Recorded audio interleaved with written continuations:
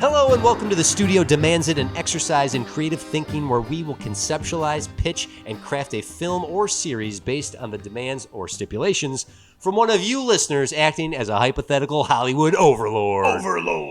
As professional screenwriters ourselves and massive cinephiles, we talk movies all the time. And we'd like to believe that we could meet any demand thrown at us. We will be your screenwriters for this episode. I am TC DeWitt, and joining me, as always, is Jim.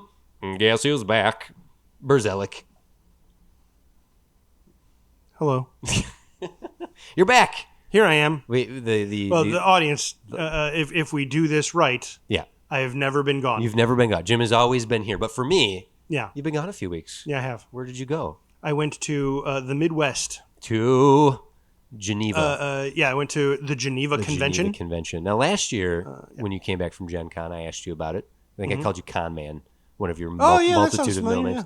Yeah. And I had you. We had a conversation about the convention. But any highlights you were? What did we talk about? My highlights are I went shopping. You went shopping, and I got some real good deals. Ooh. on some not quite new games. Ooh. I got some pretty decent deals on some very new games. Did you show anybody your games? No, you do have a couple games. I do have a couple games. I didn't get prototypes. Okay. Prepped in time. I kicked myself for like a good week because of that. You that's okay. Self-flagellated yourself. I did with dice. Yeah. A bag of dice, just whacking yourself in the back. We had discussed. Every now and then we'll have a conversation about bonus stuff, T-shirts. We obviously do the movie commentary tracks. We had a conversation once about a Studio Demands It game. We did. Yeah, what would a Studio Demands It like game be? We conceived, crafted, and pitched a concept for a game to ourselves. Yes, because there are some fun movie making games, Roll Camera and what's the other one? There's two that we've played. The two I have, Roll Camera and That's a Wrap. That's a Wrap, yeah. Which ones has the little cartoon, like little bean people? Yeah. That's Roll Camera. Roll Camera. That one's a lot of fun. That one's my favorite because it is the closest to simulating. Makes it sound way more crunchy and stuff. But like actually making a movie, right? Because you take the roles of positions in making a movie, right? Like director, you are the VFX artist or director or producer, actor, and you have your own little abilities to modify the game. And it's a dice rolling, worker placement, symbol matching game. And yet you actually you craft an entire actual film. Yeah. And part of the game is, can you complete the film on time and under budget? And also, the game keeps throwing problems at you that are funny, but also all too real. Yep. If anyone out there has ever produced a film in any capacity, the problems never stop. Yep. And they keep making little expansions for it. Like there's a superhero expansion, a murder mystery expansion. Yes. Stuff like that. It's such a fun game. I wonder if it would be fun to people who aren't of the industry. I would think so. Yeah. What? Yeah, because it's still all the tasks you have to do are normal board game things, and the context for which you have to do them all makes sense. Right. Right, because you have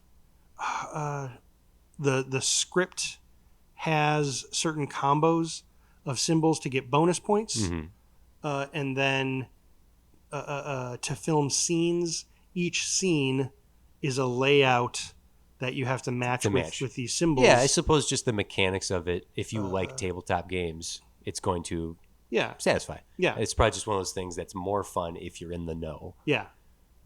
What was it? Right, because the way it's not, and each person gets a turn, and I love my sound people, but sound guys don't get like a whole day to run the whole thing. Well, I like that it's so collaborative because it's like, this is the move I want to make. Yeah. Like, you don't hide your moves, you discuss it, and then you can call meetings. It's a cooperative game, because you're all one crew working to make the best movie. Or there's a shoot the moon mechanic. If you make the worst movie, it's so bad it's good. Yes. You've created a cult classic. Yes. So that's my very favorite one. That's Yeah. a Wrap is a little more high level in that you're a producer. Each person is a producer, and you put together combos of cards. Like you get an actor, a script, and one other factor. I can't remember what it is. And then once you get those, each of them have a value, and that all adds up to that's how much the movie costs to make. And then you sell it, and you get a certain amount of money back, and then if it's scored high enough, you win an Oski. Oski, that's right. And whoever at the end, whoever has the most Oskis wins the game. Yeah, okay, yeah. Now that the Oskies, you've reminded me of the game. Yeah, that one's fun. And then there's several trivia. There's a whole bunch. Oh of yeah, like Cineplexity and just general movie knowledge. Well, and then I don't have any of them. There are a couple that are kind of like The Studio Demands It, in that, hey, here's a couple things, pitch a movie. Right. And that's there goes in what would we do with a game. And I'm not gonna. This isn't what the whole episode about. Yeah. It was just more of talking games. We do have a concept. At least we've got a rough idea for one. About. Yeah. So I don't know if that's something that is something we'll come back to eventually. But it's I think we determined it would be card based, right? Yeah. Yeah. It would be a lot like a party game. Yeah. And a big part of what our show is makes it stand out from a lot of those other games, even the ones where it's like where you're trying to pitch a movie and one person is the judge. I don't want to give away too much. Yeah. If you listen to the show regularly, like it, yeah, you want to hear more, you can probably figure it out. But maybe not. Well, the challenge of the demand, getting a demand and going go, is just the constant exercise of creativity. Is we've been doing this over 100 episodes now, and it never ceases to be fun in one way or another. So figuring out a game version of that we can play, because the interaction with the audience that we have, we get through Patreon and Twitter and our even the website proper. There's people who like the game of this. Like, here's a demand. What would you do with it? Yeah. And some of you listeners, I love you for sending a demand that is you just explaining what you would do with the movie. We've had plenty of those where we'll get a demand in. It's like, do this with the movie, and then it's a description of the pitch. It's your crafting and pitching the movie. We could do a whole episode that's just, here is so and so's idea for this. Yep. And then just explain. And they just want us to execute on it.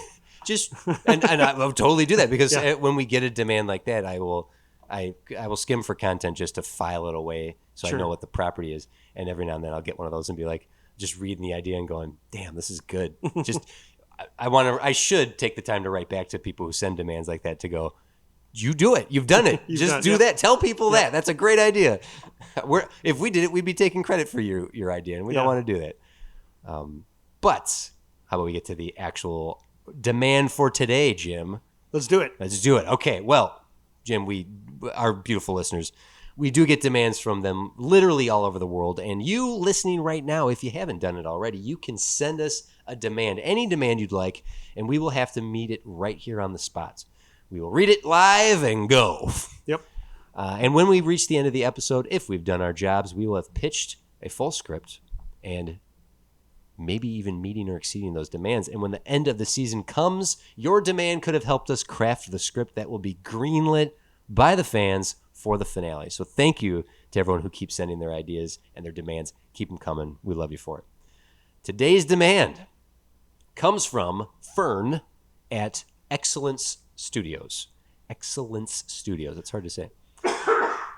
Jim's coughing over there. Yeah. Okay. All right, Fern. In-betweenquels or interquels have become a bit of a thing. Furiosa, Rogue One and Solo, Black Widow, and The Bourne Legacy. The Saw movies are all over it just says all over. I think you mean all. Anyway. Yeah. Fede Alvarez has stated that the new Alien Romulus will take place between Alien and Aliens. That is true. In 1992, we were given the third film in the Alien franchise, and it is problematic, to put it politely. There's a very long ellipsis here. So, although Hicks survived the events of Archeron, he and Newt were killed when their cryo chambers failed following the crash landing on Florina 161. Sorry if I'm butchering the name of these planets here. Hicks was impaled by a loose beam in the EEV when it crashed. How lame is that? That is bullshit and disappointing as hell. And by all accounts, there's nothing to say Michael Biehn wouldn't have come back. The studio demands you two travel back to 1991 and craft an interquel that gives Michael Bihn's Dwayne Hicks a side quest film without Ripley, use Newt if you want, that ends with him back in the cryo chamber before Alien 3. Use any and all existing in-universe lore, ignore whatever you don't, and remember, in space, no one can hear you scream. Thank you, Fern. Okay. We knew it was going to be alien-related. Jim has his head in his hands right now. Oh, no. The demand is give Hicks a solo film set in between 2 and 3.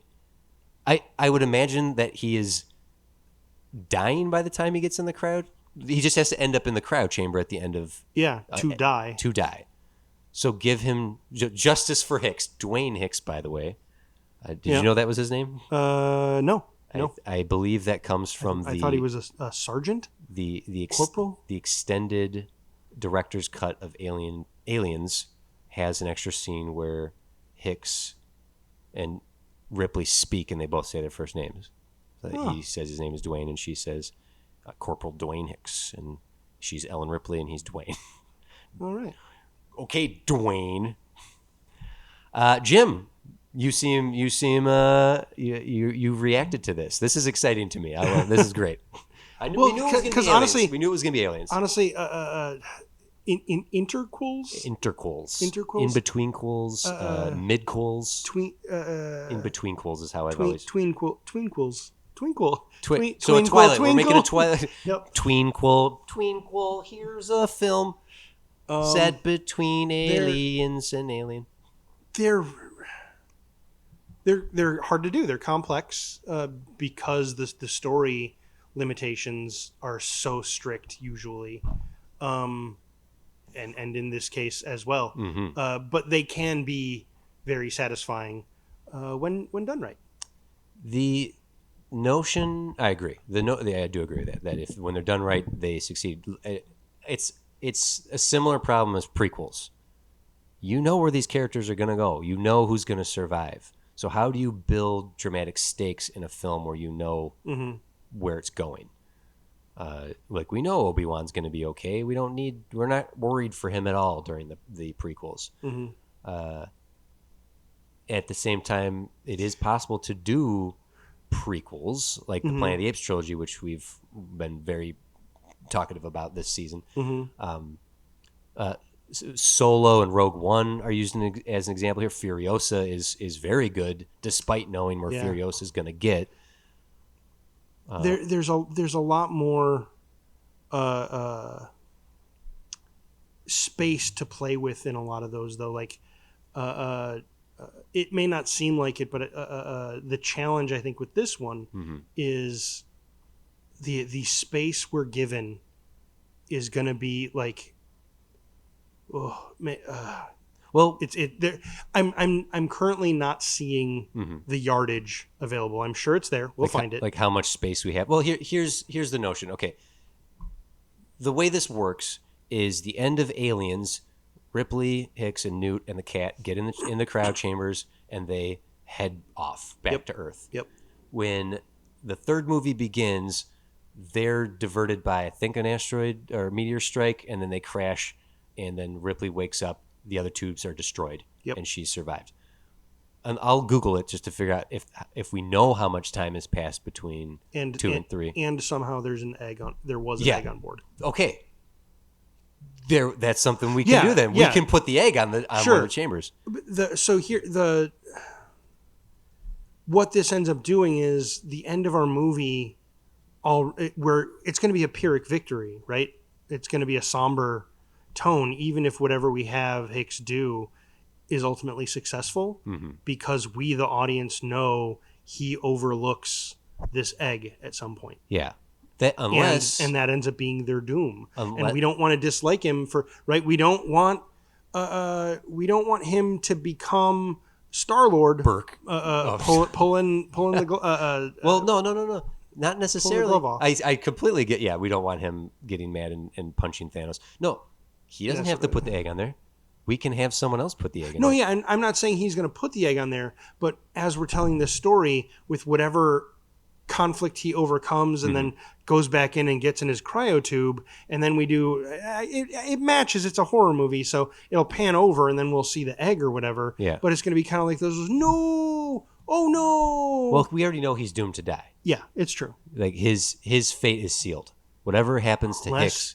We do the Alien cinematic universe. We multiverse this thing. It's a different Hicks. Everything is multiverse. He doesn't get in the cryo tube, and it's just a dead body. Oh. And then Ellen Ripley just thinks it's Hicks. Yeah, and he's actually on the ship that rescues her. Yeah. At the end of Alien 3. Wait, she dies there. Oh. The demand specifically says ends with him back in the cryo chamber. Yep. But okay, so he in between aliens.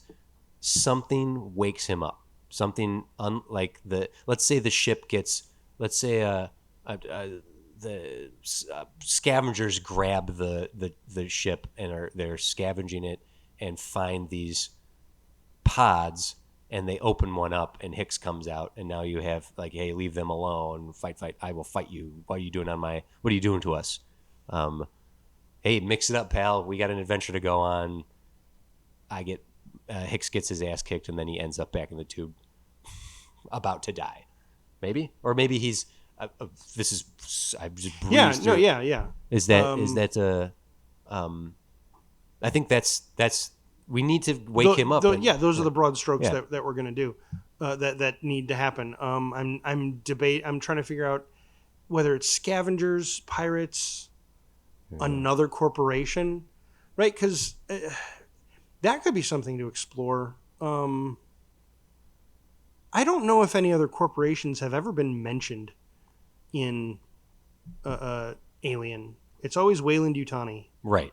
But there is connective tissue and there's governments. So I know a bit about the Alien RPG. Mm-hmm. Please. That could be helpful. The governments are a factor as well. There's essentially the American government, which is our Space Marines, and the Russian government is also a big deal. So there's space wars happening between them there. Them thar stars. And that's as much as I know. Well, there is connective tissue between Alien, Weyland-Yutani, and Blade Runner, Tyrell. Sure. In Blade Runner, Deckard, there's a car it's probably because just sharing props, but there's an in-car computer that is the exact same computer that Ripley has in her escape pod in Alien. Yeah, and it's been alluded to that Ridley Scott has even said it's the same universe. Oh, so if you want another universe or another company in universe, the Tyrell Corporation. Do we want to do a Blade Runner crossover? Is Hicks? There is robots problems in the Alien universe. It's Every true, one of these bastards. The androids are problematic. Yeah. So like Alien is 2122. That's the year Alien takes place in. As far as a Blade Runner crossover goes, well, so also I believe Weyland-Yutani makes their own androids as well. Mm-hmm. That's where I can't remember the first movie, but where the Bishop model comes from. Yeah, that's Weyland-Yutani. Sure. So hey, it's Mac and Android here. Okay, we could have it can be. We could use Tyrell. Tyrell could still be around. Just because the founder had his head crushed decades ago doesn't mean anything. It's 50 years. Ellen, it's 50 years between Alien and Aliens. Mm-hmm. So she's that's How why many years is it between Aliens and Alien 3? that is a good question. Oh, the cat just meowed at me. The actual cat. So Alien. Not Jonesy. Okay, so here's a little trouble. Not too much trouble because we have Give me the trouble. We have 365 days to play with, at most. Aliens and Alien to the Third Power, Alien Cubed. Alien Cubed, take place in the same year. Oof. So that limits that's fine. I mean, Hicks could be unthawed for a day before Ellen crashes on the planet. So I don't think we need to worry about that timeline wise, right? I don't think that's a major issue. It doesn't have to be. Yeah,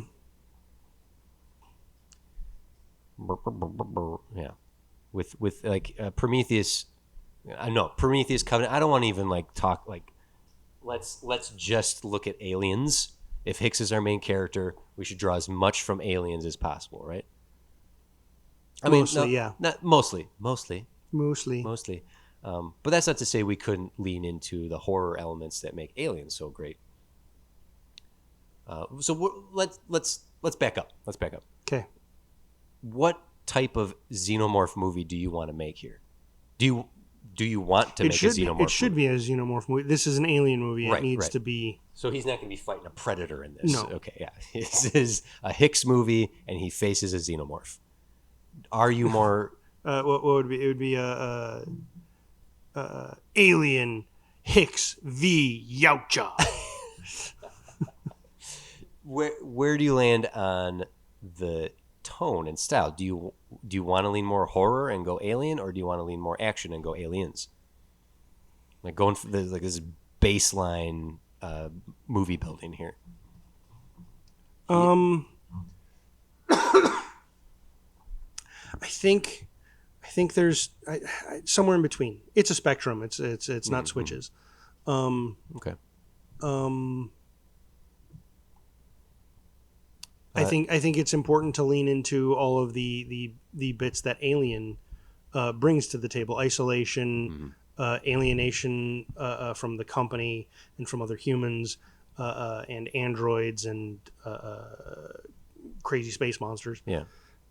Okay. Here's a soft pitch. The Hicks is a scavenger group grabs their ship while they're scavenging it. Hicks's pod is opened. He mixes it up with these guys. He gets on their ship at whether he's captured or let me talk to your boss, whatever. And on the scavenging ship, we can get almost like a Predator 2 reference where we see shit on the walls. We see like, oh, that's a reference, that's a thing. Okay. And they've just been scavenging shit from all over the system, and he comes across a collection of xenomorph eggs, and is like, what? No, why you got to destroy these now? Like the threat is imminent. He sees the stuff they've collected. Oh, we got this and we got this and we got this. Like, whoa, what? What do you have? Oh, we got these egg things. I want to see them right now. Show them to me. Okay, you need to set this. Shut it down. Why did they only wake him up? Movie. Because movie. Okay. I'm. Before I start making you scramble for those answers, I'm not crazy about the scavenger idea. Okay. I'm thinking more about corporations and maybe even government stuff here. So, and the reason it happens so fast within that year, I'm going to keep going with Tyrell at this point. Yeah. Tyrell is also a mega corporation, also interested in the same kind of things Weyland-Yutani is into. So much so, there would be corporate espionage. Okay.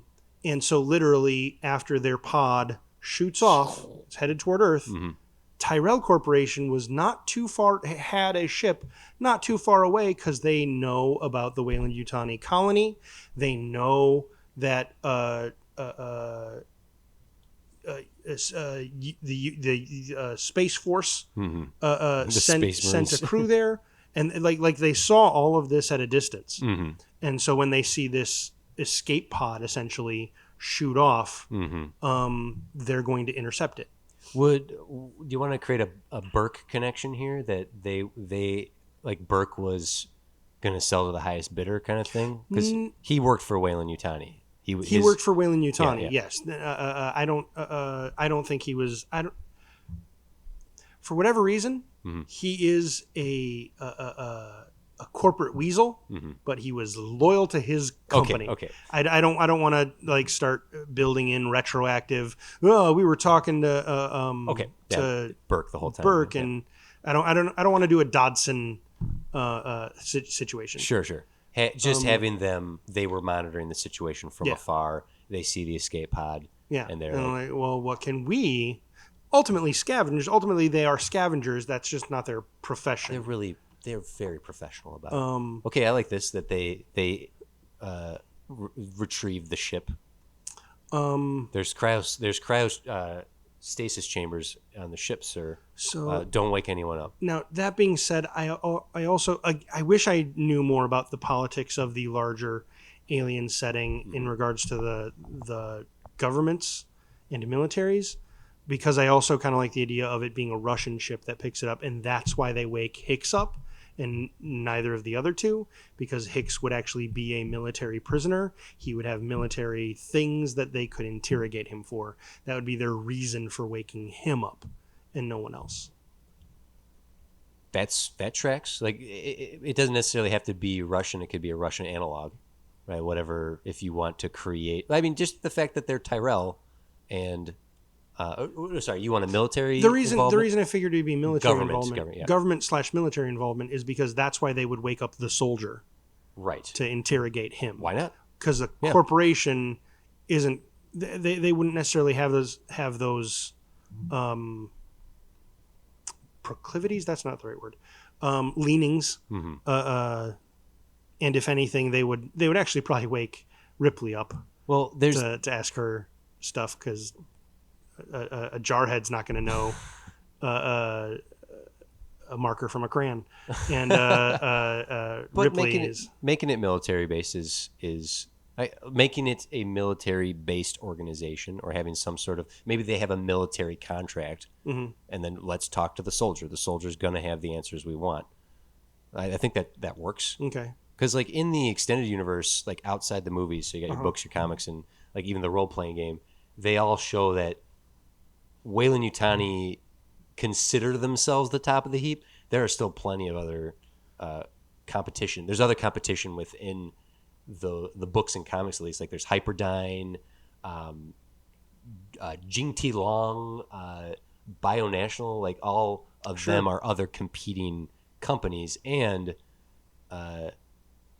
the idea that companies would be likened to governments at that point anyway is great social commentary that I think both Ridley Scott and James Cameron would approve of. So having a military contracted Tyrell grab that ship and consider a military prisoner in Hicks as opposed to the woman and the child. Yeah. Which is stupid, because if they really did their research, they'd know Ellen is definitely the one to wake up. Yeah. But they don't. They choose the jarhead. And now so that's why I wanted to go with that. Yes. Also, by making it a foreign military, we can have them speak a different language. They don't speak English or Space Common or whatever it is. Whatever. Terran. Yeah. So that way, right, upping the alien factor. So literally there's one person who's able to translate in a heavy accent for Hicks. Yeah, okay. So like they're interrogating, like punching him, blah, blah, blah, blah. Yeah. What? Tell us the codes. I don't know whatever it'd be. Give us answers. Why would they be interrogating him? What's even if we wanted some sort of scuffle action sequence when he's woken up, having him like launch immediately into defending himself, and then restraining him, and then beginning the line of questioning, like, there's no need for this.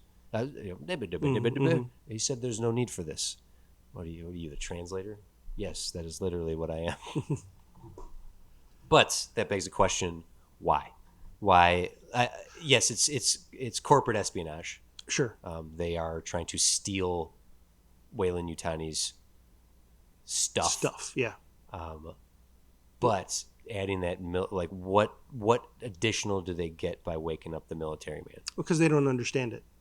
They were following. They saw all of this happen on this rock. I can't remember. Do they nuke it from orbit when they leave? What happens at the end of the colony? Well, oh, that's right. Yeah, like what happens to the planet, and because they get off the planet and They get off and then they planet. fight on the ship as well Yeah, because the queen gets on the but ship. they just left it, right? Why can't I remember this beloved movie? Maybe we should have watched an Alien movie before we did the episode.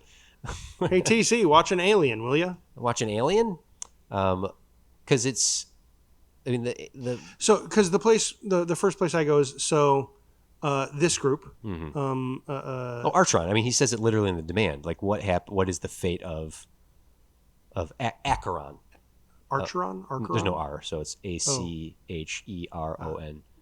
Archeron. Acheron? Acheron. Yeah. I thought it just LV426. Yeah, I thought it just had the designation number. So we don't know. Perfect. A little bit of, I don't know if we'd do flashbacks in the actual movie or even in the script, but in the interrogation, the reason they wake him up, they want to know. Like the first question they ask is, what is the bioweapon? And he's like, what are you talking about? I'm groggy from space sleep. And what bioweapon? What do you mean? And they keep interrogating him, punch, question, no answers. And they eventually drag him over to a cargo hold where there are vestiges of stuff, right? Like jars or vats or whatever of acid, like an alien arm laying there, like pieces. A xenomorph arm. Yeah. Colonists who had been cocooned to the walls, like remnants of just all that kind of stuff. They collected all kinds of biomatter. And the thing is, they would have eggs. They may not be revealed to Hicks right there, or maybe they are, and that sends him into a frenzy. Like you panics. Destroy it all. What else do you have? What else do you have? And then instead of them answering to that, it's like, you tell us what they are, and like all that, and then they throw him. They throw him in a prison cell. Destroy it all. Like he's like freaking out. Yeah. And they throw him in a cell, and that gives us a little bit of downtime for our antagonists to be like, well, what are we going to do with this crazy Marine? Maybe we should wake the woman. And then things start going wrong, like one of the eggs hatches, and so now they start getting changed. Hicks has to basically break free, get around on the ship, set it to self-destruct, get back on his ship, launch it back on the course it was on, and go to sleep. Ultimately, an egg is left on in his cryo tube of sorts. So. While getting from A to Z, I think that all works. Two things to add into this that we can start breaking down here, because I think up to that point, getting him locked up, freaking out, like what was he so freaked out about? Oops, here comes a face hugger. Let's get this alien party started. The two things that will help build this movie out: one, how do we get the egg on the ship? So having some true antagonist, some Burke-like villain, some villain who has the foresight to try to protect one of these things by putting it in hiding it somewhere. Maybe someone in the antagonistic group is an opportunist that's like, oh man, if this is such a big deal, I could sell this to Weyland-Yutani. I could sell this egg to Weyland-Yutani. I'm gonna keep one of these things for myself to sell. Where can I hide it that no one's gonna look? I'll put it in the that's not bad. I was actually thinking that one of the xenomorphs, once it's fully formed, it just puts one on there. Thinking about it, why would it do that? Yeah. I don't know. I don't know if they're smart enough to do that sort of thing. They can be. Well, that's why I'm suggesting that person does it, though. So then there's no question about like having some schmuck with the schmucks, a villain within the villains who's like, oh, if this and that should be easy enough. I actually kind of like the idea of all of these characters maybe being a little less. They're all still, they don't like each other, they don't know each other, they don't trust each other, but they wear it on their sleeves way more. So the Tyrell, we aren't friends. There's three Tyrell representatives on the ship or something. Only one of them's human. The other two are androids.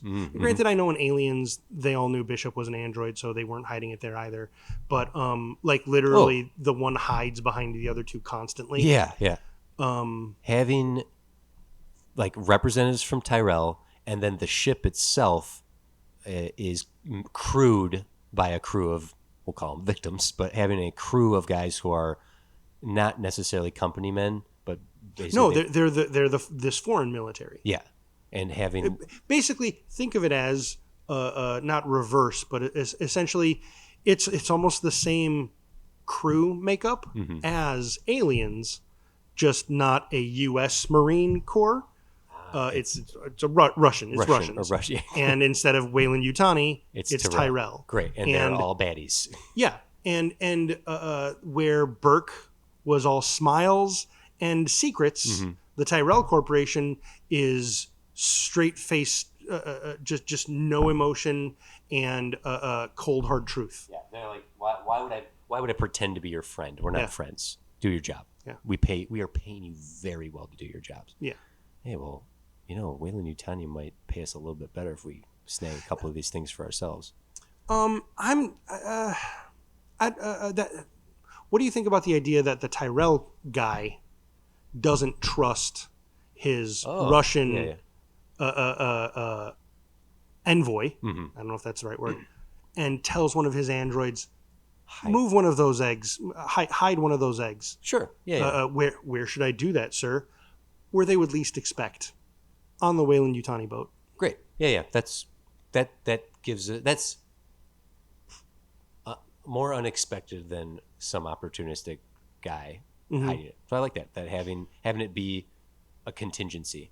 And then do something like the Russian captain sees the android kind of moving through the cargo, like, who's accessing where's he going with that? And so he sees, so they almost immediately they're not trusting each other. Yeah. They have this American in the cell. Everyone wants to get answers out of him, but he's just freaking out. Oh.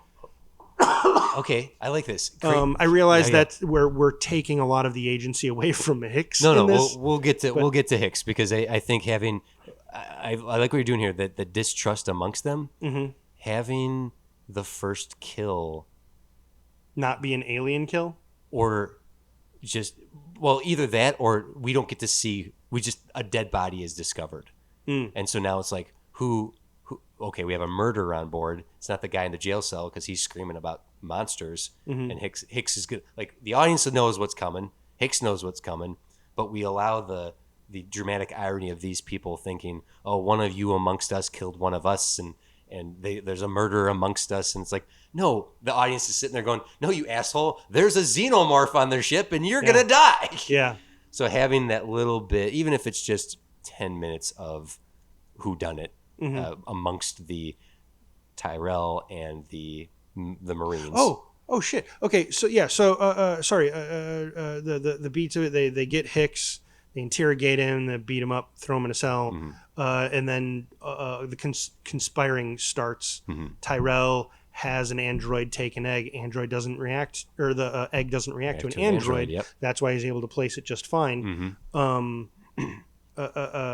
The Russian sees this weird activity going on, doesn't trust these guys, so he sends one of his guys, go see what he was doing. So he sends him into the thing. The guys with a flashlight going through the cargo of their what they've scavenged of the bioweapons. That's where the egg opens up. Facehugger gets on him. Yeah. So that's where that body happens. Yeah. Did they find him with the facehugger, or they find him post facehugger, or has he already had a chest burster? Like, does this guy go missing?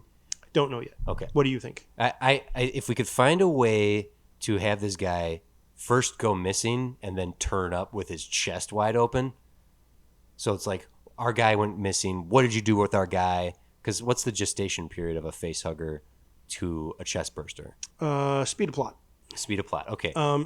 Generally, I think it's anywhere from, it's like 12 hours to like 5 days or something. Okay. So knowing that the gestation period for a facehugger is relatively short, like, because it starts as an egg, the facehugger hatches, and an 8-legged little parasitoid gets on a person. It gets on a host, incubates in its chest for a short period, and then the chest burster erupts from the body and then becomes the xenomorph. In the between incubation and chest bursting, there's enough time for the host to get up, move around, feel fine, shower, eat, and then keel over.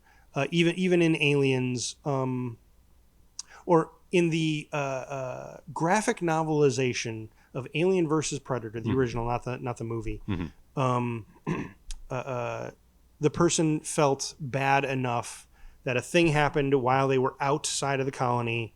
They were able to wake up, drive back, get cleaned up enough, go see the doctor, have the doctor look at them, and I think have maybe a few hours go by before anything happened.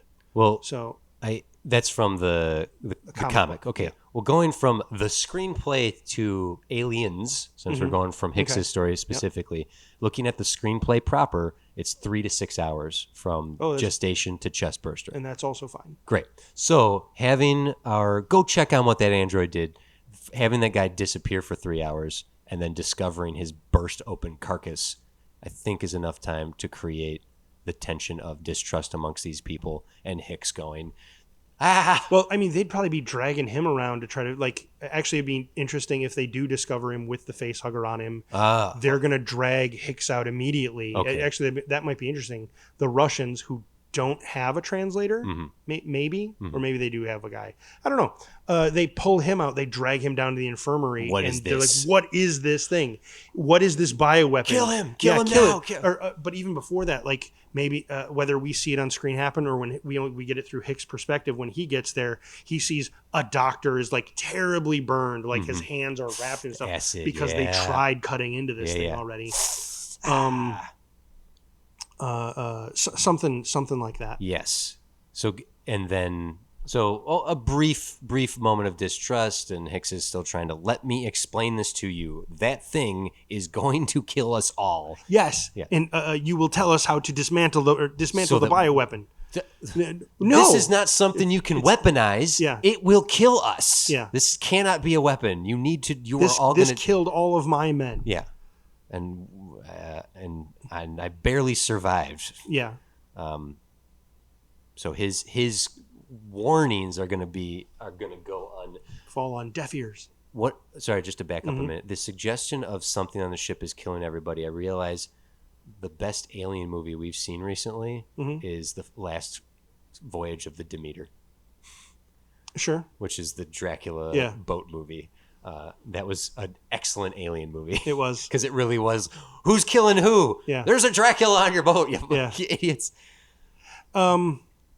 Okay, to go that route. So I'm revealing a lot of stuff, right? I'm kind of not doing the secrecy so much. Which is fine, because people know what they're in for here. That's true. It's an anticipation of what's to come. But if you wanted to have it be more secret, what could happen is it could actually be the Tyrell guys are the ones who find the guy with the face hugger on him. They hide that body because, we don't want the Russians to take this. Yeah. So the Tyrell has one of his androids hide this guy in their quarters, and now the Russians are like, "Where's our guy? Where's our guy?" Yeah. That's good. So that's why it gives it time to chest burst. Yes. So then dragging Hicks to actually that could be having a scene where the Tyrell guy, whether with someone else or not, comes back to his quarters and the door is open or even melted off or torn off or something, or maybe not. He goes in and the guy is dead. The chest burster, his chest is exploded open, and the android is not mangled because it wouldn't be a full xenomorph, but basically the chest burster burst. The android tried subduing the chest burster, and it mangled the android. So this android now has no hands, its arms, and half of its face is ripped up, and it burst into a ventilation shaft or something. What the hell happened here? It escaped. Yeah. But not funny. Yeah, but not funny. Yes, and then now they have a dead body of their that is going to piss off the Russians military group. What? Yeah. Okay. What did you do? Then, after all their infighting and the one guy who knows what's up, eventually they're going to have to let Hicks get a gun and try to we should have listened to this guy in the first place. What do we do to survive? Well, most of you are already dead. The only way to survive this is... I want to judge that. Yeah. They don't give him a gun. He gets one. Basically, I think the captain should probably die second or third. Mm-hmm. And in whatever...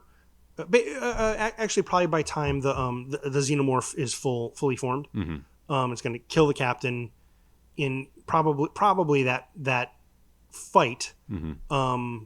Someone else gets killed, so Hicks is able to pick up the gun and shoot back and help defend whichever guys, which is why they then will trust him. Like, at least okay, enough. you didn't shoot at us. What do you think about this? That we start with the threat of a singular alien, a singular xenomorph, but there are other eggs in the storage, and the xenomorph basically knocking over the eggs and getting a few more chest bursters out. Using them like grenades. Kind of. There's got to be a way. It's like, do we want this to just be a 1v group fight, one xenomorph versus the group, or we could contrive a way where the xenomorph gets some more eggs out, that we have at least 3, 4. I haven't seen Alien Romulus yet, and I don't necessarily want to step on that movie's toes. Sure. But it does look like they have a bunch of face huggers jumping around. Right.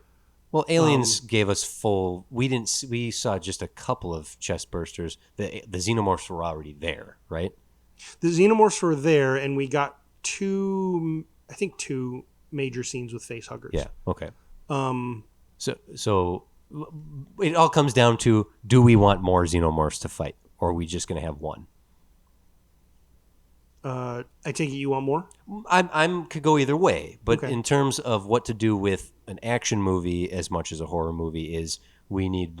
We did create an element of multiple enemies within here. If the military group doesn't trust the Tyrell group, if Tyrell's the one that says, Hicks, you were right, we trust you now, here's a gun, protect us, those military guys and that alien are trying to kill us, and creating a 3-way fight. I'm just thinking for action set pieces terms. Sure. Is one xenomorph enough for this movie? If we want to embrace all of these different groups all being antagonistic to each other, yes. Okay. I don't see Hicks siding with Tyrell. I mean, I'm not saying he has to side with them necessarily, but if one side trusts him and the other side doesn't, I like the idea of the Russians coming the situation, a situation ending where they trust him, but his translator's dead. So now they're on the same side, but they can't communicate. That's great. Would a Tyrell android be able to and be a translator? It could, but I think the Tyrell androids, at least after a certain point, wouldn't. Okay. Like I kind of like the idea of the sniveling Tyrell corp rep and his 2 androids, even the one that's all messed up after fighting the chest burster. Like, they're not like Ian Holmes or Lance Henriksen, Ash and Bishop, which were very strong on their own. These androids look like they're bodyguards. They are armed. They're nasty. If our sniveling Tyrell representative is, we're leaving this ship with material by any means necessary, now we have an alien, we have a xenomorph they have to face off against, and 2 very capable, strong, armed androids to fight. So now there's multiple things to fight and shoot in this movie. There we go. Got it. I like the idea of Hicks siding with these military guys, and they cannot talk to each other. They have to speak in terms of bang, bang, die, or we die. And a bunch of hand signals. Yeah. Okay. Yep. Although that does smack of, and I'm okay with it, I liked it, The Thing. Not John Carpenter's The Thing, the soft prequel. Oh, sure. I don't know why it's soft. It was a prequel. It was literally the movie that takes place before the movie. You know, the biggest problem with that movie is they did practical monster effects, and then the studio made them replace it with CG. Same thing happened with World War Z. Whatever. Not World War Z. I Am Legend. Tangential. Okay, so There's another element I think we can add in here to raise the stakes, at least to give Hicks more agency other than I need to survive this and get the hell out of here. Sure. But let's take a break here real quick. Okay. And we'll come back and sort of, let's come back and start connecting some more dots here and build this movie out even more. Okay. Sound good? I'm having ideas. Yeah. Yeah. It sounds good. Hold that thought. Yep. We'll be right back. Here's a couple of messages from 6.5 Media.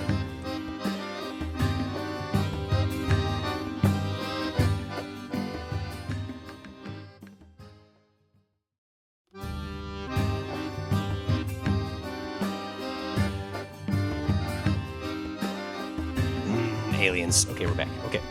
You had ideas a brewing. Well, I was thinking about some games again. There's a board game which is not Alien called Nemesis. It's totally Alien. Go on, I'm listening. It's a co-opetitive game. Like you're all trying to survive this thing on board, hunting you down and killing you through events and stuff. But you all have secret agendas. Ooh, okay. Co-opetitive. Yeah. Nice. Did you come up with that? No, I picked that up somewhere. It didn't really catch on. It's not a super common term to see, but I liked it, so I use it. And the other one is the Alien RPG itself. And it's the same thing. When you make a character, you all have a secret agenda, and it's usually related to someone else on the crew. So you have a friend, you have a buddy, and you have someone else that you do not like for some reason. So you've been thinking about those. And I think we just for like B plots and C plots that could be utilized. Like not all of these Russian guys have to be on the same team in regards if they have their own ulterior motives. Yeah. Okay. Yeah. So the reason I bring that up is because I think it happened to me both in the board game Nemesis and in a scenario I played, which I think is a part of the starter kit for the Alien RPG. The engine was sabotaged. So like that became this extra problem. Now in that scenario, the engine was sabotaged because certain people wanted us to move onto a derelict ship we found and bring that derelict ship back. They did not care about our original ship. Yeah. In this scenario, I'm thinking in our movie scenario. In our movie scenario, I'm thinking the Tyrell group has decided, okay, this agreement we had with these soldiers is no longer working out in our favor. We have moved enough of what we want and need to the Weyland-Yutani ship. Yes. We're just going to take that. Yes. So we're going to sabotage these engines and leave. GTFO. So I'm thinking in somewhere in the second act, they're like, the Tyrell guys are they're definitely bad dudes. This American, he's loud and we don't understand him, but he seems to be on the up and up at this point. So we're going to try to work with him. Power goes, what's happening? The Tyrell dudes have now sabotaged this ship. I like to know if they. Crap. I think it'd be great if they got away with the ship briefly. If at some point they actually do take the Weyland-Yutani ship and it is gone, and they have to even momentarily, even if it's just a brief beat in the action that the ship is getting away, and if done correctly, the audience will forget. Well, Hicks has to end up back on that ship. If there's a moment of like, they're getting away, get the ship back. Oh, right, they will get the ship back. Like, okay, yeah, that's sure. How do we do that? I don't know, but there's a thought that came to me is because these are Tyrell robots, replicant. These are replicants. They are goddamn strong. Like I don't. Are Bishop and Ash like super strong? I know they're fast in their reflexes. If I remember right, I can't remember Ian Holmes'. Yeah, I don't remember Android him name. being Ash. Ash. Yeah. Ash was strong enough to lift a person by their throat. I just like to know. Which I don't know if you know is a very hard feat to do. Here, stand up. Okay, now you do it to me. Okay, I'm standing. Oh, never mind. Oh God. I think Jim's a replicant, guys. I think Jim's a replicant. Do you have bird bones, maybe? Oh, maybe. Am I a replicant? You're not a replicant. Am I an android? You're in the desert, and you see a turtle on its back. Why is there a turtle in the desert? Oh God, guys, he's failing. He's failing in every measure. But I just like the notion of these Tyrell robots being buff and like that much bigger of a threat. Mm-hmm. Meanwhile, we have a xenomorph murderizing the ship right now. Yep. Like, what are the xenomorphs' motivations? Are they just feral monsters, or do they have intent? I mean, there a lot of stories have talked about this in different ways. Yeah. I think it comes down to when a drone is on its own. Yeah. So, for example, if you kill the queen, all the drones get kind of dumb and just behave like wild animals. Yeah. But like, not like saying wild animal. That's still a really wide range of things it could behave like. Is it like a wolf? Is it like a bear? Is it like a deer? Is it like a? There's so many wild animals to choose from. Is it a grasshopper? It's a squirrel. Yeah, just eating nuts and climbing trees. With its double jaws.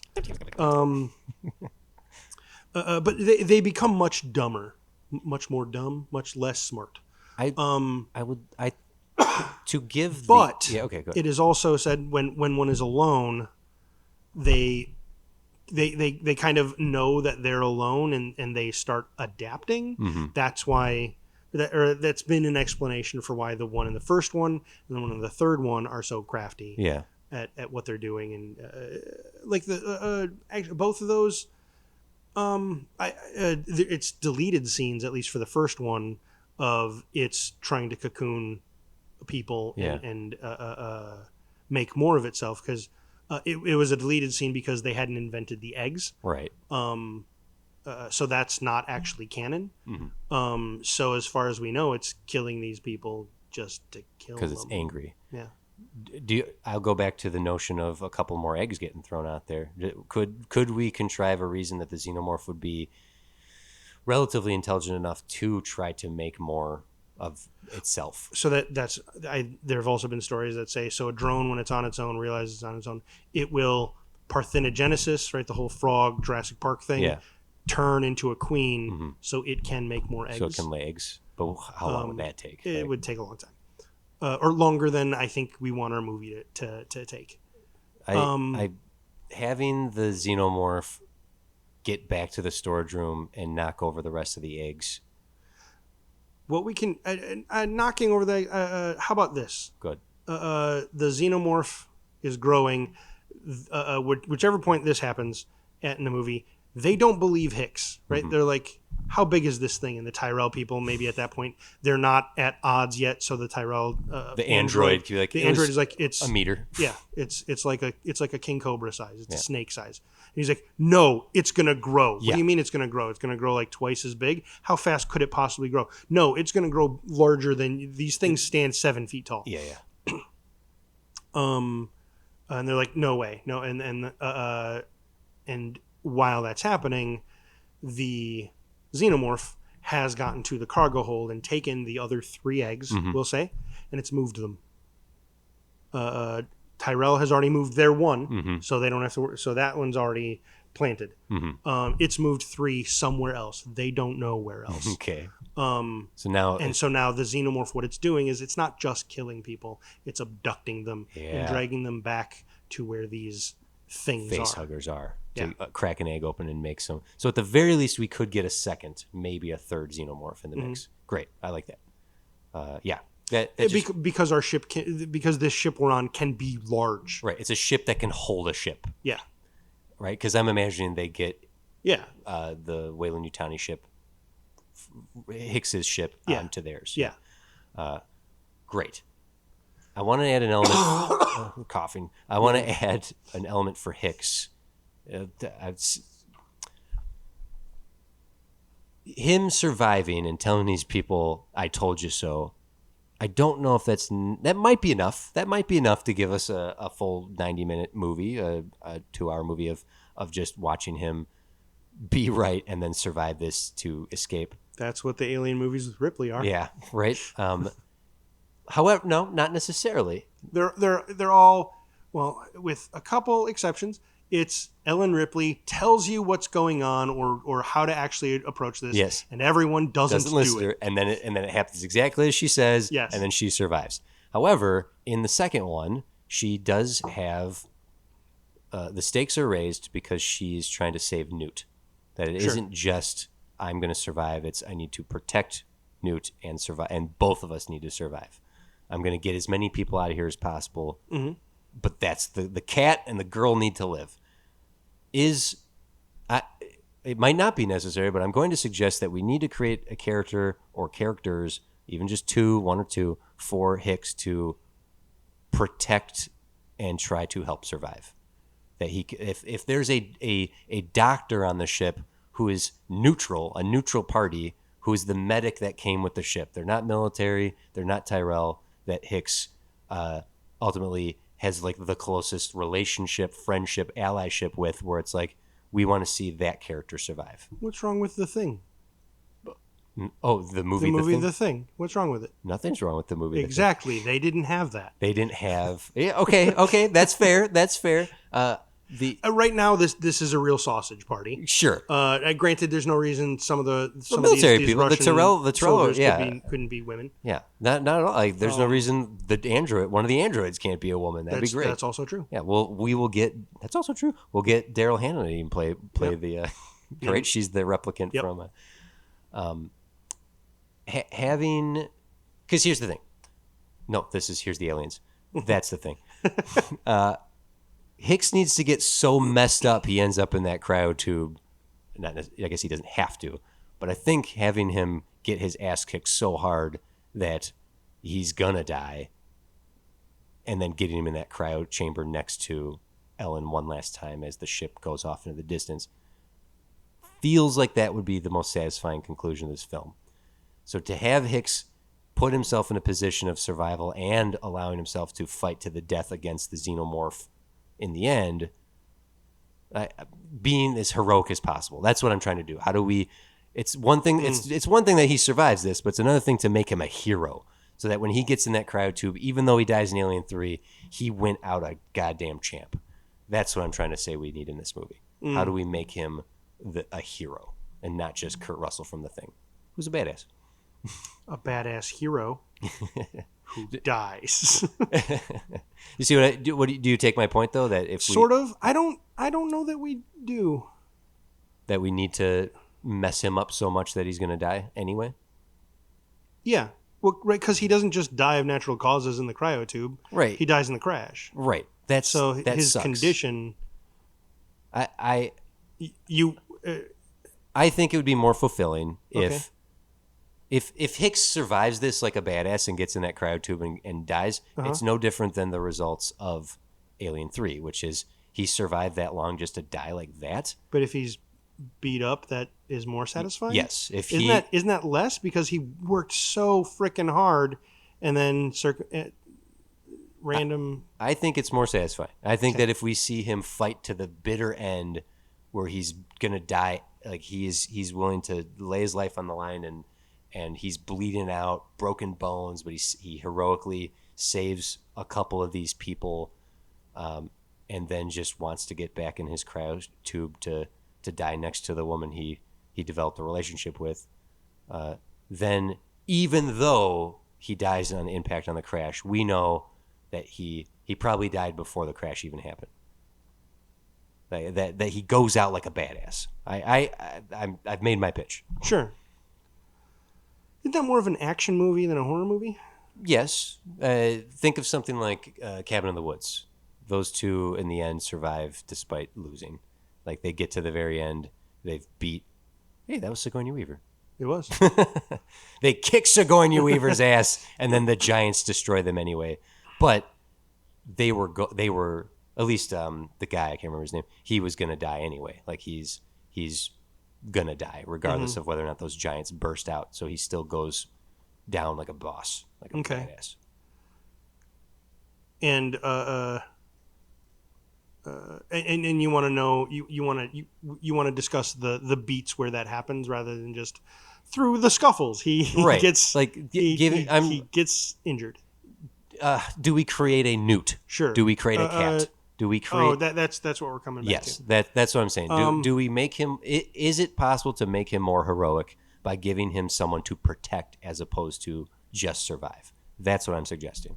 I think in order to make Hicks more of a hero in his own story instead of just having him survive. Okay, I don't know if this has a precedent for an Alien movie. Here's some broad strokes potentially. Okay. Right, engines are down. Tyrell's getting away. Somehow, they stop the pod from getting any further. I just thought of an idea. Okay, go ahead. They need to they get their engines restarted on that ship, but the plan ultimately is they need to lure the xenomorph, the remaining xenomorph. We'll say there were two, and they managed to actually kill one. Lure the xenomorph out, and now we're going to have a spacewalk fight. Yeah. Okay. Probably on the pods, right? So Hicks needs to get to the pod. The xenomorph is following the remaining Tyrell android walks out onto the outside of the pod as well, and we're gonna have a 3-way fight between Hicks, an alien, and an android. Replicant, yeah. Something like that. So ultimately, the reason Hicks does this is because he needs to get back to the pod. He's rescued the Russians, given them time to fix their ship and take off away from this remaining xenomorph. But now he has to deal with the xenomorph and these Tyrell jerks. He does somehow dispatch them. And then it's just him beat up from Tyrell and he's like, okay, everything's back on track. And crawl back to this tube. One last look at Ripley. Yeah. Goes to sleep. Yeah. We're closer to where I was thinking. To what you were wanting. Yeah. Okay. That if he, I do have a notion right now I want to pitch for a second, but I like that the final fight is Alien versus Replicant versus Hicks to save the day, and then ultimately like I'm not going to make it, and then getting like even say the ship the Tyrell ship. He ejects from there to catch up to the Weyland-Yutani ship. Yep. Okay. You're gonna hate this. What? Just the reference. Go ahead. Doing a con space drop. A con space drop from Star Trek Into Darkness? Yeah. Get out of here. But no, because the pod they're fighting on, the xenomorph can't survive in the vacuum of space. Yes, it can. Well, Ripley shoots that one out the bay door at the end of Aliens. It does just fine. It's just not on the ship. Oh, really? Oh, I guess I forgot. In the very first movie, she shoots it out. And then I think it gets incinerated in the thrusters. Oh, okay. I guess I forgot. But it doesn't freeze to death in the cold space. Well, then that's fine. So Hicks is in a spacesuit fighting on a pod, getting up to back to his own ship where the fight concludes. But all cool. I think that's a great final set piece. But to get us to that point, basically that set piece is connected to the final set piece on the Tyrell ship. And the final fight on the Tyrell ship should be against like the two of the aliens, two of the xenomorphs. So it's like one action set piece to the next, like the big climax with everyone, and then the final 3-way fight to ultimately get. Yeah. And as he gets to his ship, our ticking clock, by the way, is the pod getting further and further away. Yes. But when Hicks gets there, getting contact from the Tyrell ship, it's like, should we come get you? He's like, no, don't come here. Leave me alone. Like. He's like, my fate is sealed. Leave me here to die, essentially. Like, don't come and get me. Stay away from my ship. I would want that discussion to be had before. It could. I'm willing to have that conversation be suggested before, but once he gets to the ship, like, Hicks, did you make it? Did you make it? I did. I made it. I'm fine. I'm just getting back in my. Don't come get me. Go ahead. I think you're making faces. Yeah, I don't know. For whatever reason, I want this final scene, the final, this final scene. No radio play. Have it play out like Alien when Ripley was getting ready to get in her pod. Like, there's no one to talk to. Okay, yeah. That's more what I would want. Okay, for so Hicks. before this I'm gonna go to my ship. Yeah, and they could be leave. like, it's leaving. It's getting away. Like, Yeah. We can take you that direction. Don't. No, the xenomorph. Like, I'm gonna lure it out this way. And Yeah. I like that. Having it there. So yeah, having in the end be the final scene. Michael Biehn gets to do some real awesome acting, talking to no one, where he's clearly dying, and he goes to Ellen. He looks at her one last time, crawls into the pod, and seals his fate. Yeah, I'm cool with that. Rewind. I think I figured out how to make him as heroic as possible. Hold on, don't hang your head at me. I think there's a way to add in another layer to this. Okay. If the Tyrell group has been stealing shit, who's to say they wouldn't have other prisoners or captives on the ship that they have grabbed in their work? So we have the Tyrell company with two replicants and a little weasel man or woman. We have the Russian military group. We have Hicks. If Hicks is in the barracks with like a half dozen other prisoners that are political prisoners or military, there are other innocent people on this ship. They're not military. They're not Tyrell. There are other innocent people on this ship. So now he has people that are worth protecting. That's not important to me. That's very, very point blank of you. Yeah. Yeah.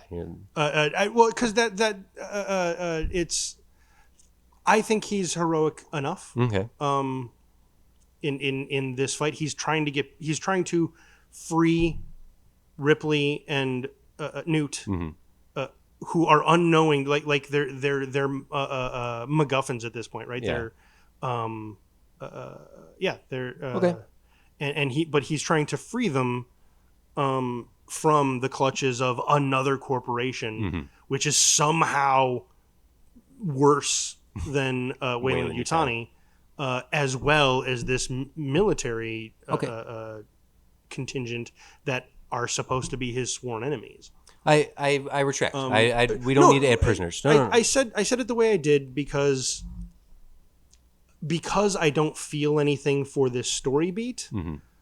I don't have I feel I'm not fighting against it because I just feel the opposite. I just don't feel for it. Sure. And if you really, really want it, okay, we can work that in. I'm just not seeing it doesn't get me the extra points. I don't see the extra points. Here's why I'm suggesting something like this. It doesn't have to be some extra prisoners. It could just easily be a couple of the crew members or the medical team, who are aside from Ripley and Newt, who are in cryostasis and we need to protect them.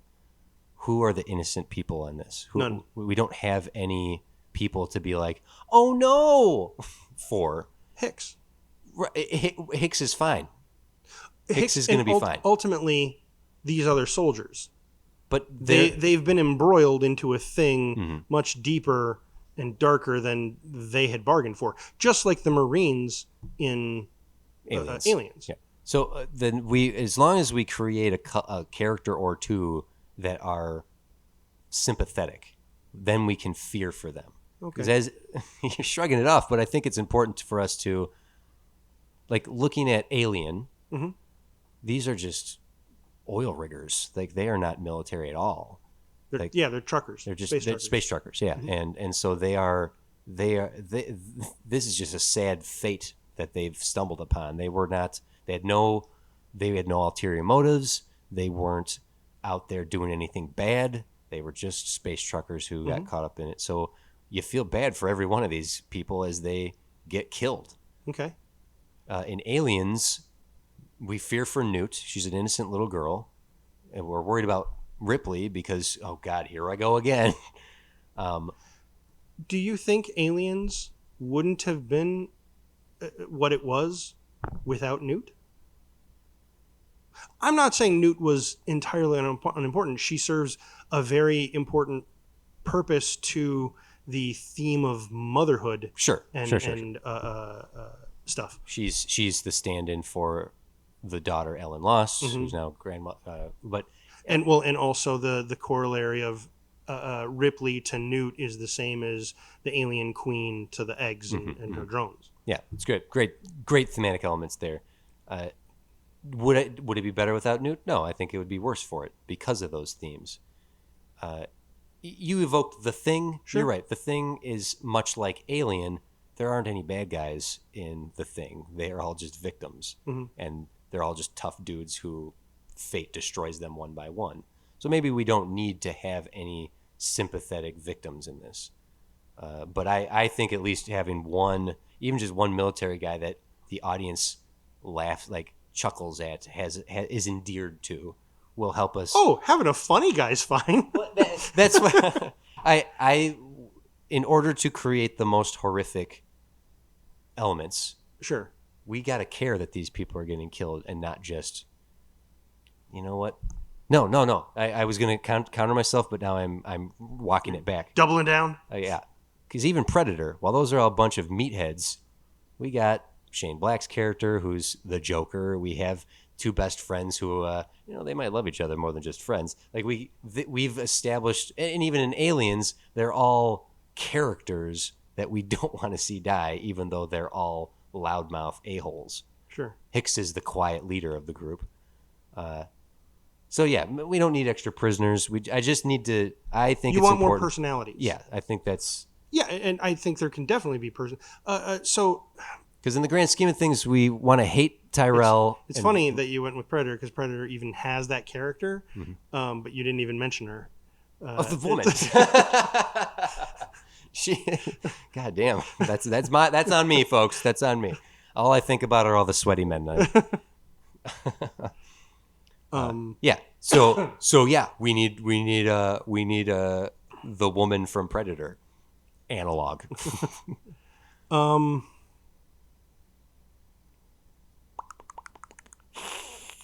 It basically, you're right. You've broken it down simply. We just have to make sure we have personalities in these characters so that we care that they die. And if we're going to ultimately hate Tyrell and the sniveling jerk and the two replicants, then it's on to the Russian military, who should be unlikable at first, but absolutely. At first, they are the enemy. Yeah, they have scavenged alien bits. They're yelling at and near torturing Hicks.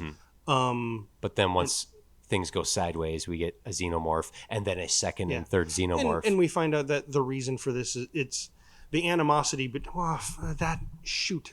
So one of the things I love about the Alien franchise, even the bad ones, I don't know if this is to every single one, I'd have to go back, but is the over theme, even more than Cameron putting in all the themes of motherhood and stuff, is the notion of alienation, and that is more important to me to establish and maintain than anything. And that's a reason why I really like the idea of Hicks not being able to communicate with any of these people. I see. So if we can establish, like, we can create Alien 3, people don't like that movie. Even the director doesn't like that movie. David Fincher doesn't like that movie. I like that movie because even these prisoners, these terrible men who've done the worst crimes possible, so much we can't even say them on screen, they end up having enough personality that you're like, oh no, bald guy 3, run. Sure. I guess that's how I saw the Russian guys kind of becoming, is like, I mean, they're not our protagonist, but they don't deserve this. No, I'm with you on that. I think it'd be fun to not subtitle them. What do you think of that? That we are also alien to these main characters that we never, unless you speak Russian, and they have to basically, we get to see them make a shared language of like 10 words, right? Like Xeno.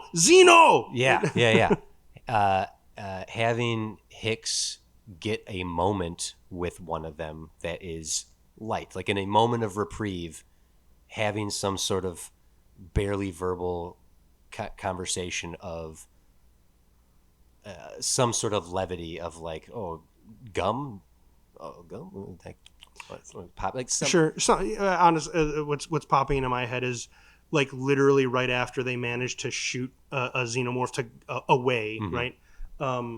the two or three of them like mutter something to each other and laugh, and he's like, "What?" And one guy goes, "Cowboy." Yippee-ki-yay. Yeah.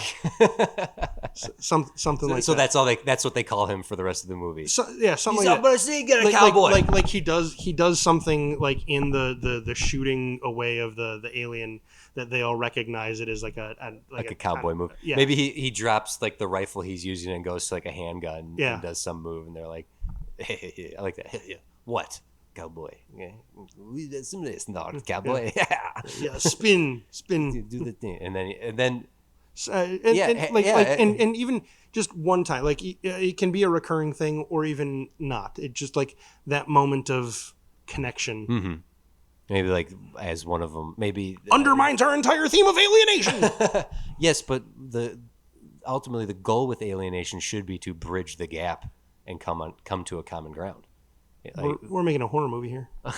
How dare I have subtextual conversation, subtextual points on here. I like that, having a maybe even a moment where he embraces it and does a little like twirl with a pistol. Sure. Yeah. Okay, so Tyrell Corporation sees the pod ejected, follows it for all of 20 minutes to an hour, and unlocks the cryotube. No, actually, it'd probably be a few days. It could even be up to a month. Basically, they put a tracker on or they track it in some way, because after the whole debacle of aliens, it's not because they've been watching this thing happen. So they take a day or two just waiting, and then they go down, they scavenge up a bunch of stuff, and then catch up to the ship. To the only thing remaining. Yes. Yeah, and then they wake up Hicks, tell us about the bioweapon. What bioweapon, and all that, yeah. They indicate they show him like the alien arm. He sees some of the eggs. He freaks out. They lock him away. Tyrell decides, maybe we better protect some of our assets. We need some insurance, yeah. Yeah. Go investigate that. An alien egg is opened up. We get a face hugger, hide the body. Face hugger, chest burster happens. The Russians now find out. Fight. Tell us what. Oh no! So show the face hugger to Hicks. He really freaks out. Russians find out. Chest burster happens, and now there's a goddamn alien in this ship, and we're all screwed. And then go get the other eggs. Other eggs are missing. Tyrell could even be like, starts taking people. The Tyrell weasel could even tell the replicant, "I told you to just take one. I only took one." Yeah. Oops. So the alien starts abducting people. Now action and horror begins. We start picking characters off. The Russians, when do they start trusting Hicks? Not long after that. Basically, I would say after the first firefight, honestly. The first like real attack. Yeah. Hicks maybe even gets free and joins in the fight, and the Russians are like, "Ooh, that brutal cowboy." Then Tyrell is, "We will protect our assets by any means necessary. We're leaving. Load up the Weyland-Yutani ship. Where do you think you're going?" New fight, replicants versus Marines. Hicks is like, "You idiots, we can't keep fighting amongst ourselves. We're going to, another alien attack. Whittle down the numbers. Sabotage a ship. All leading up to a fight in the cargo bay as the Weyland-Yutani ship takes off. The Marines and Hicks fight to the final man. They come up with, well, not the final man. They come up with this plan to lure the remaining xenomorph off of the Tyrell ship on a pod of sorts. Yeah. Not even like they're just going to space. They're going to space Hicks and the xeno. Like, so you're going to I'm going to get in the airlock. The xenomorph's going to get in the airlock. The moment it's in the airlock, I need you to eject us so it doesn't grab me first. Got it. So now they're ejected toward the pod, toward the Weyland-Yutani pod. When they hit the Weyland-Yutani pod, that's when the replicant fight starts with the xenomorph and Hicks on the pod. Yep. Fight. Hicks has already made an agreement. Don't come for me. Just leave. We've had the final. Leave. Yeah. You've all survived this. The remaining of you have survived. Leave. Yeah. Don't come back. It could be as simple as we get you after, cowboy. Go. You go. Do not come back. Do not go back to that planet. Do not come for me. Leave. Yeah. Leave. Do not keep doing this. And then fight. He pits them against each other in such a way that they eliminate each other. Not before they both kick the shit out of him. Sure. And then he crawls into the cryopod, dying. Okay. Seals his fate. That's another thing I don't have much stock in. So I want to believe that he died then and there. He died before. Before he died. Yes. Okay. And not like a punk crashing on a ship, sleeping, or crashing on a wood planet. That's the original script. Wood planet. The planet was going to be made of wood. Do you know this? I did not. You might have told me once, but one of the original Alien 3 pitches was that the entire planet was made of wood. And the way they were going to solve it was by burning it. I guess. It's a stupid idea. Who thought of this? John Peters? It's a spider. I wonder if it was I wonder if that's sort of the glib way of describing it. Like their idea was the whole world was this just like nest of kudzu. But then someone's like, what? It's just a big plant? It's a big tree? It's a tree planet? It's a tree planet. It's just one big tree? It's a wood planet. Yeah. It's Fiorina 161. At least that's what Fern told us. Actually, that is true. It is. That's the prison maximum security prison planet. Yeah. Okay. What do we got? Did we miss anything here? No, I don't think so. That's an Aliens movie, folks. Justice for Hicks. I'm just running through my head right now if we've left anything out. Plenty of action, plenty of like bloody horror elements. I like the No, we can't do that. Can't do what? I was thinking, well, so what if Hicks actually got implanted with a chest burster first, but that would have been seen by the scans on Fiorina. Fiorina. Yeah. Prison planet. The wood prison planet. Yeah. That would have been seen. Mm-hmm. And that's not what had happened. Because Ripley has the egg in her, or she's been implanted. Thanks a lot, Tyrell. Yeah. You goddamn replicants ruined everything. Okay, Fern. How'd we do? How'd you feel? You got a free crossover in that too. Yeah, right. You did. You're welcome. Yeah, ladies and gentlemen, we snuck a Blade Runner episode into the season. We'll get. No, we can't. She's in Prometheus. I was gonna say we could get Charlize again, but we made her the main character of the other Blade Runner. The other one. But I think that does it. I knew we were going to do Alien. I did not know. I didn't come in with any preconceived notions. Me neither. So thank you for this. I think there was a. Thank you, Fern. Good job, you. We did have a few other Alien demands from our listeners. It's not to say we won't get to them.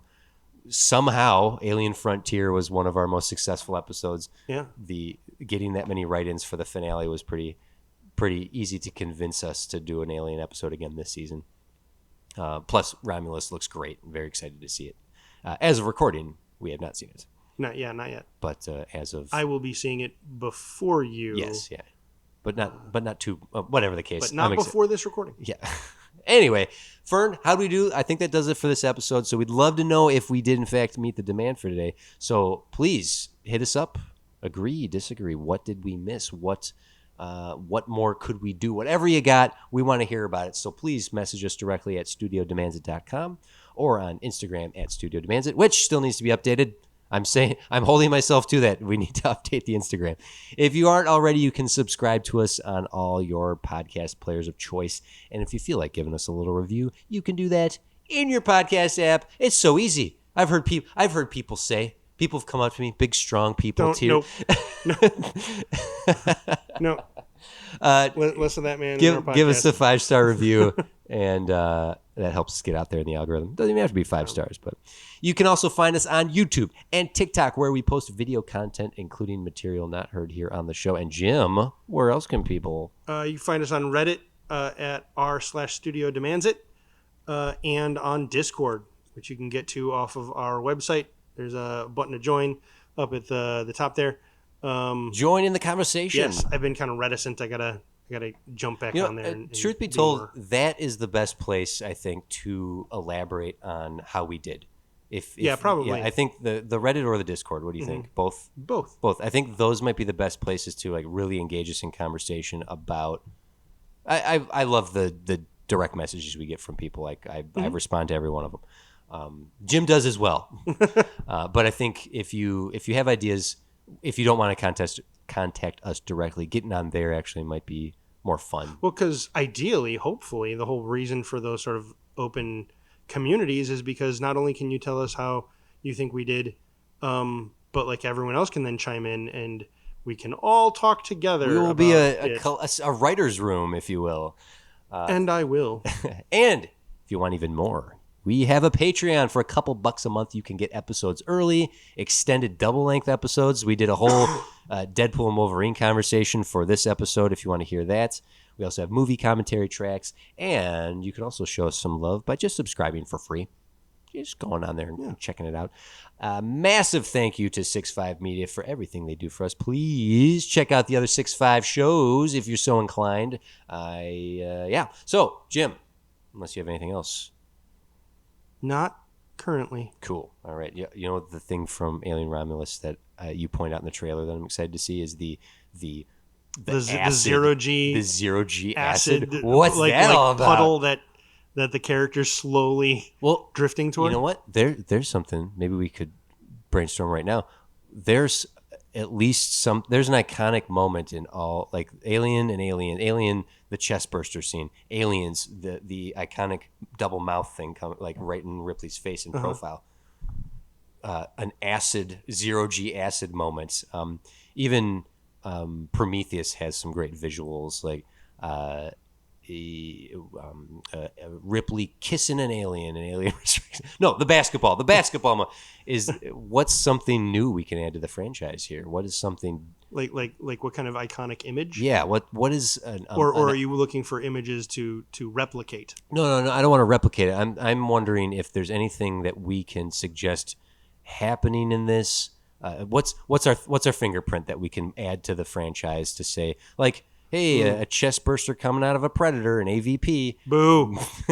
Hated it. Oh, a woman using an alien head as a shield, an AVP. It's not the worst idea, but the way they did it was awful. Boo. She uses an alien tail, an AVP. Is Hicks fighting a replicant and an alien on a spacewalk pod? Is that our iconic addition to the franchise? I think solidifying the Blade Runner connection might be our contribution to the franchise. It might be. Yeah. To have the just blatantly saying Tyrell Corp. Yep, they're there, right there. That's the it's the same. It has the same energy as the Batman Superman symbol in I Am Legend. I Am Legend. Yeah. Second time I Am Legend has come up today in this episode. Yeah. What could it be? I'm not saying we have to necessarily. I do think solidifying Tyrell in the universe is pretty fun. So the zero G fight outside the ship is kind of special to me because I actually had an adventure where that happened. Oh, where one of the members of the crew went out to fix an antenna, and a xenomorph came kind of bounding out, and it was this cool, deadly fight because the xenomorph was able to kind of move around better, even in zero G, where the human had almost no chance, even with grav boots and stuff. But the alien was able to basically use its tail as this whip, and it was it's just so. I'm doing a terrible job of describing it, but it was so freaking iconic. It was amazing. I'm loving your enthusiasm, and I'm imagining it, and it's cool. That's not sarcasm. I mean that. Although by me saying it's not sarcasm, wasn't sarcasm either. That sounds. Shit! I'm stuck. I'm in a loop. All right, everyone. That does it for the episode. We will be back again to challenge ourselves to improve the world of cinema. I am TC. Jimbo here. Stay safe. No, you don't like that? No. Just Jim. Jim here. Jim. Jim here. You cringed at yourself saying that in 28 Days Later a season ago. I call myself Jimbo sometimes, but apparently I don't like doing it on mic. We'll be back again soon. I'm TC. That's Jim. Stay safe. Be kind to yourself and to others. Thank you, everyone. Jim Brazilic. Greatest little filmmaker of them all. Yeah. Aw. Cute. It is cute.